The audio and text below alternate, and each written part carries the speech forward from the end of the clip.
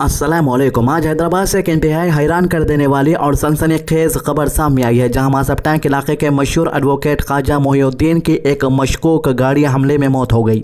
Police के मुताबिक ये मामला सिर्फ एक आम रोड एक्सीडेंट नहीं बल्कि एक सोची समझी साजिश और टारगेट किलिंग हो सकती है, जिसका ताल्लुक एक पुराने और मतनाज़ा वक्फ जमीन के डिस्प्यूट से जोड़ा जा रहा है। ये वाक़े के बाद पूरे हैदराबाद में तशवीश की लहर दौड़ गई है और लोग इस मामले को लेकर गहरी फिक्र का इजहार कर रहे हैं। रिपोर्ट्स के मुताबिक एडवोकेट ख्वाजा मोहिउद्दीन हफ्ते की सुबह अपने घर से बाहर निकले थे और अपनी गाड़ी में रवाना होने वाले थे। बताया जा रहा है कि जैसे ही वो अपनी कार के पास पहुंचे और निकलने की तैयारी कर रहे थे, इसी दौरान एक दूसरी गाड़ी ने पीछे से इनकी गाड़ी को बहुत तेज रफ्तार में टक्कर मारी। आई विटनेसेस के मुताबिक टक्कर इतनी खतरनाक थी कि एडवोकेट ख्वाजा मोहिउद्दीन को शदीद चोटें आई और वो जख्मी होकर वहीं पर गिर पड़े। मौके पर अफरा तफरी मच गई और आसपास के लोग फौरन मदद के लिए आ गए। मकामी लोगों ने जख्मी एडवोकेट को फौरन हॉस्पिटल पहुंचाया, जहां डॉक्टर्स ने इनकी जान बचाने की कोशिश की, लेकिन अफसोस के साथ बताया गया कि ये इलाज के दौरान जख्मों की ताब न लेते हुए इंतकाल कर गए। इस खबर के सामने आते ही इलाके में शोक का माहौल पैदा हो गया और इनको जानने वाले हॉस्पिटल और इनके घर के बाहर जमा होने लगे। पुलिस के मुताबिक जिस गाड़ी ने टक्कर मारी उसमें मौजूद अफराद वाक़े के तुरंत बाद फरार हो गए। हैदराबाद पुलिस ने मामला दर्ज करते हुए तहकीकात शुरू कर दी है और इस वाक़े को बहुत संजीदगी से देखा जा रहा है। डीसीपी रक्षिता कृष्णा मूर्ति ने मीडिया से बात करते हुए कहा कि इब्तिदाई तहकीकात से लगता है कि यह मामला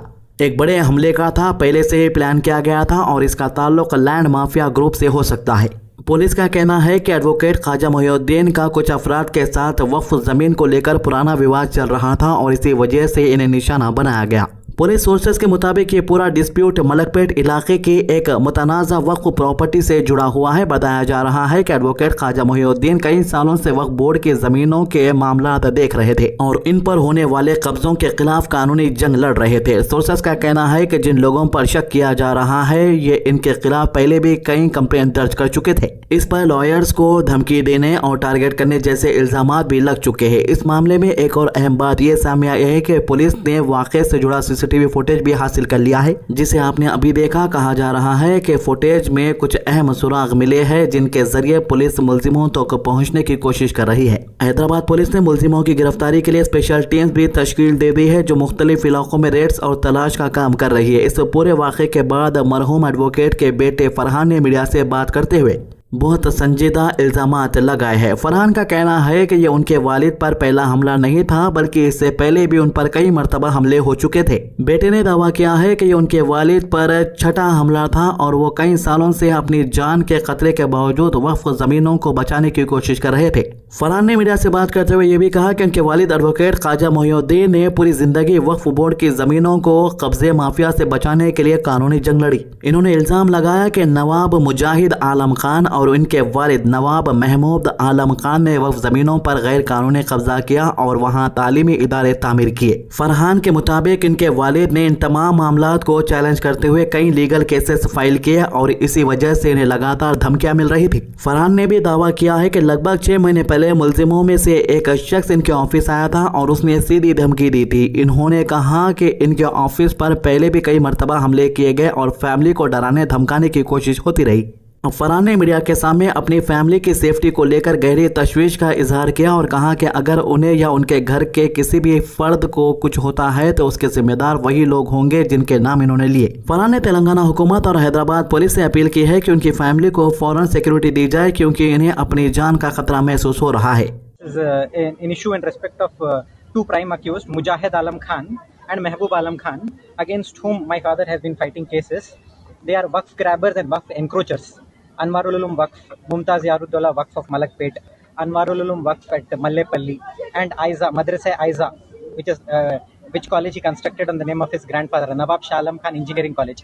These three are Waqf institutions. He grabbed all these three, Mujahid Alam Khan. So my father was fighting against that privatization. It is public property, should be used for public benefit, for minority benefit or whatever downtrodden. They formed private trust, their family members are managing it, and they grabbed that work property by managing work board.